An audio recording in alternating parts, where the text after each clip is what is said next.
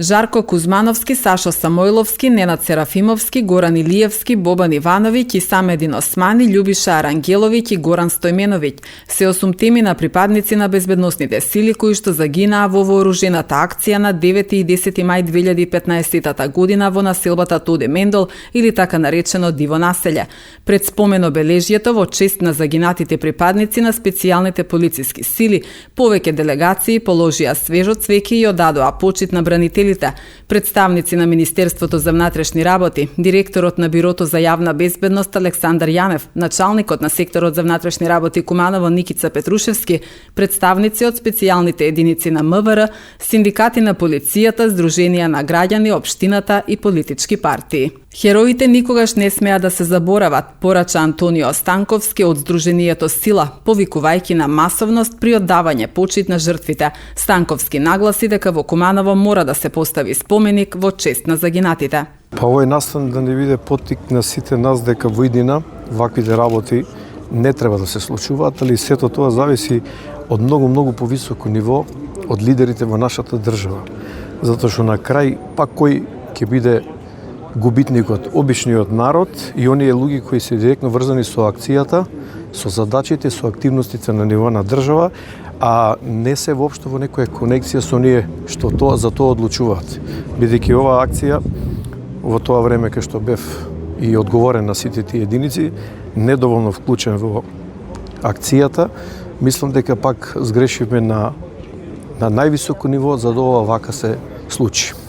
Али мојата порака, малку денеска сум и револтиран на бројката на присутните граѓани во самата црква, кај што беше настанот, и можеби и денесното место требаше да биде препламено со луѓе, бидејќи треба да се ставиме во улога на фамилиите што ги загубиле овие своји чеда и тоа за веки векова, а ние за веки векова треба ова да не го заборавиме, бидејќи ние сме живи, здрави, си функционираме нормално со нашите фамилии, се радуваме, се веселиме и си ги споделуваме сите убави оние моменти, али овие моменти не смеа да се заборават.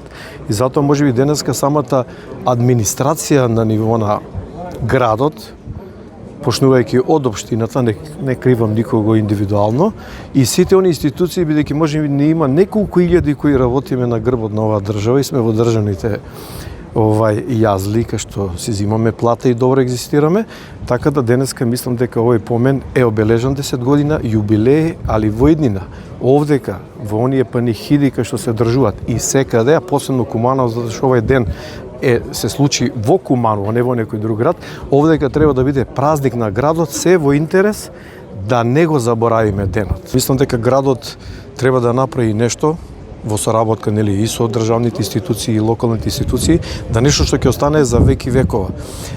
Бидејќи овој настан ќе и биде во историја, веќе и 10 години денеска, а треба дека утре ќе се слават и 100 годишници од ова, бидејќи таквите настани не смееме да дозволиме да се случуваат. Во тој контекст, јас сум председател на едно здружение Сила, каде што веќе имаме такви активности и сме поборници на тоа да нешто што било да не сме да се заборави. Дали е добро или поготово лошото, а ова е да кажеме црн ден за градот Куманово и Македонија. Спомен плочата во чест на загинатите, поставена во кругот на секторот за внатрешни работи Куманово, свечено беше откриена на 23 август 2023 година во рамките на програмата за одбележување на годишнина од формирањето на единицата за брзо распоредување. Во централното градско подрачје изработен е и мурал "Хероите вечно живеат".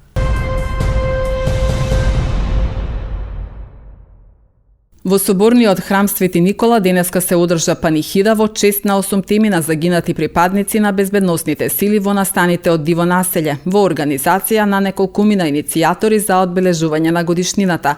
Куманово памети што се случуваше, крвта нивна е наша заклетва, порача Предраг Петрушевски Бинго, еден од иницијаторите за организирање панихида во соборниот храм. Овие 10 години Куманово памети што се случуваше тоа утро. Дадоа силите на МВР 8 жртви. Крв падна за Македонија. Со овие наши помини сеќавања нема да заборавиме на нивната жртва, бидејќи крвта нивна е наша заклетва. Вечна слава нека им.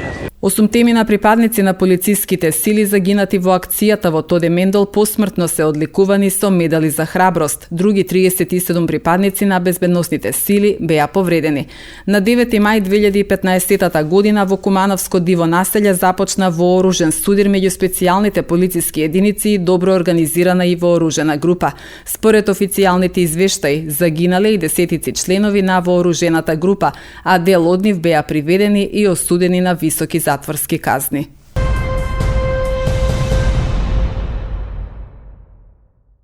Секторот за внатрешни работи Куманово поднесе кривична пријава против поранешна директорка на Државното средно училиште Киро Бурнас од Куманово поради постоење основи на сомненија за сторено кривично дело, злоупотреба на службената положба и овластување, против правно лице од Куманово за превоз на патници и сопственикот од Куманово поради постоење основи на сомненија за сторени кривични дела, злоупотреба на постапката за јавен повик, доделување на договор за јавна набавка или јавно-приватно партнерство и фалсификување или уништување на деловни книги. Против 6 лица од Скопје вработени во Министерството за образование поради постоење основи на сомненија за сторено кривично дело, злоупотреба на службена положба и против правно лице за книговодствени услуги и управителката на правното лице поради постоење основи на сомненија за сторено кривично дело, фалсификување или уништување на деловни книги, соопшти Министерството за внатрешни работи. Според МВР, прво пријавената во текот на учебната 2022-2023 година и во текот на учебната 2023 и 2024 година, додека траела реконструкцијата на училиштето и не се изведувала настава со физичко присуство на ученици, во 2 наврати спровела отворени постапки за доделување на договор за јавна набавка на услуга превоз на ученици, во кои постапки било изберено пријавеното превозно предпријатие од Куманово, застапувано од пријавениот од Куманово како единствен понудувач и носител на набавката. Сите пријавени им овозможиле на пријавениот и правното лице за превоз на патници од Куманово да се стекнат со противправна имотна корист во вкупен износ од 32.620.000 денари на штета на буџетот на Македонија, соопшти Министерството за внатрешни работи.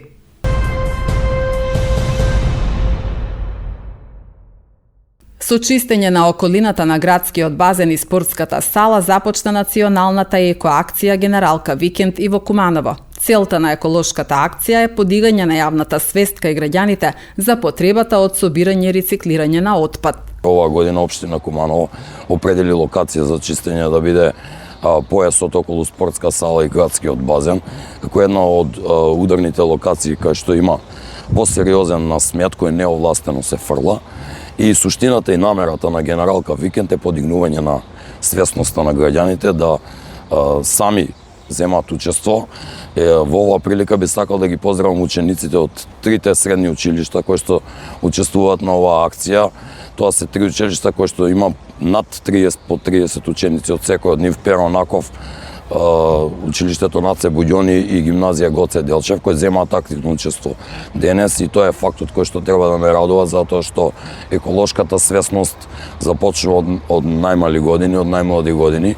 Ние сите заедно треба да сватиме, да прифатиме дека заштита на животната средина потекнува од самите нас, а со самиот факт дека има сериозно неовластено фрлање на смет и многу мал број на газли за жал, која работа во иднина ќе се поправи. Заедно со инспекцијски служби и со МВР веќе сме во координација да има и сериозни санкции за овој дел. Ние самите мора да допринесеме за одржување на таа животна средина.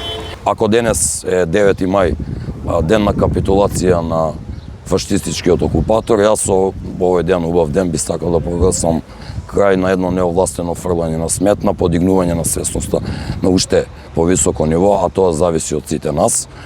Огромна благодарност за сите ученици кои што дојдоа денеска, ги има над 100, за заложбата на општина Куманово и оделението за заштита на животна среда, затоа што тој е активен партиципирант во целокупнава состојба. Ова акција е многу повеќе да се разбуди свеста кај обичниот народ, кај целокупното население во општина Куманово, затоа што Генералка Викенд денеска се започнува, меѓутоа трае цели 3 дена. Веќе од неколку населени места ми покажа слики, ми пратија по месенџер дека веќе почнале да си ги расчистуваат оние делови на стамбените комплекси кои реално не треба чистота и зеленило да ги немат во програмата, а има потреба да се расчистат затоа што сега е веќе пролет, требата многу побрзо расне, значи ако самите не си ги средат тие квартови, навистина нема да можат да поминуваат таму. Чистота и зеленило, благодарам на директорот што и овој пат се одзвана оваа покана на општина Куманово. Мислам дека излегов во пресрт на секој барање на станарите, на граѓаните, меѓутоа сепак секој треба да си го изчисти својот двор. Јас берам така велам, јас мојата станарите во поголемите стамбени комплекси својот. И ја поддржувам секоја иницијатива што доаѓа особено од овие комплекси на згради каде што се самоволно, односно само иницијативно поведуваат вакви акции.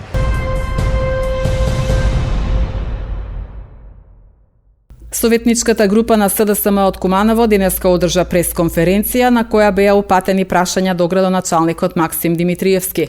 Која е позадината и договорот за поддршката која одеднаш дојде од советничка група на ДУИ, беше едно од прашањата на советничката Атина Мургашанска. Денеска продолжуваме со прашања до Максим Димитриевски, кој е длабоко заглавен во криминал и фатен во корупцијски скандал тежок 350.000 евра. 3 дена по објавување на скандалот, Димитриевски се уште не даде одговор на ниту едно прашање, а институциите се уште молчат и не постапуваат. Денес ќе прашаме јавно, која е позадината и договорот за поддршката која одеднаш дојде од советничката група на ДУИ? Што тоа Максим им ветил? Прашуваме, дали е точно дека станува збор за договорено завршување работа за сообраќајно решение на една зграда која се гради, а е во собственост на еден од советниците на ДУИ? Дали она што го гледаме е класична размена на услуги? Чекаме одговор од големиот борец за правда Максим Димитриевски. И овој пат се надеваме дека ќе се воздржи од непродуктивните контранапади. Ниедно обвинување кон Социјалдемократскиот сојуз на Македонија не може да го побие фактот дека со овој скандал тој ги урна своите клучни изборни ветувања пред граѓаните, дека ќе се залага за правда и дека ќе се бори против ДУИ. Граѓаните на Куманово со право се во шок. Човекот кој не престана да зборува дека имало криминал во државата и дека за тоа пред се е виновна ДУИ, сега самиот прави криминал и тоа со поддршка на советниците на ДУИ. СДСМ јасно предупредуваше за ова уште во изборната кампања. Знам е во политиката поради две причини. Прво, да биде продолжена рака на Мицкоски. И второ, Димитриевски да си ги спроведува криминалните проекти во општина Куманово.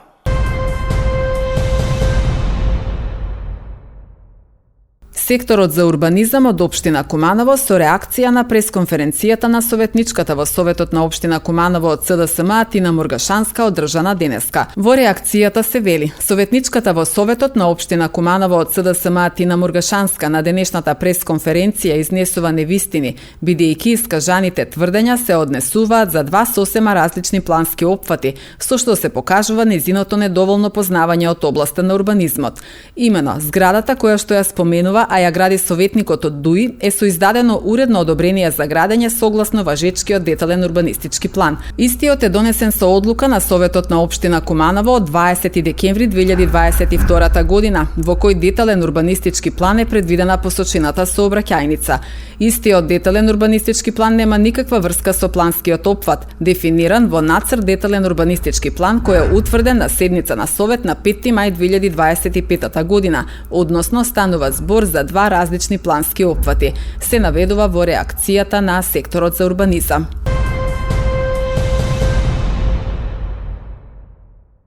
Во Куманово утре ќе биде промовиран новиот инстант лос Калинка на Државна лотарија на Македонија. Кумановци, љубителите на игрите на среќа, случајните минувачи, ќе имаат можност да бидат дел од настанот што ќе биде организиран пред продажното место Павел Тобако. Водител на програмата ќе биде секако Маријана Станојковска, а помошник водител Викса.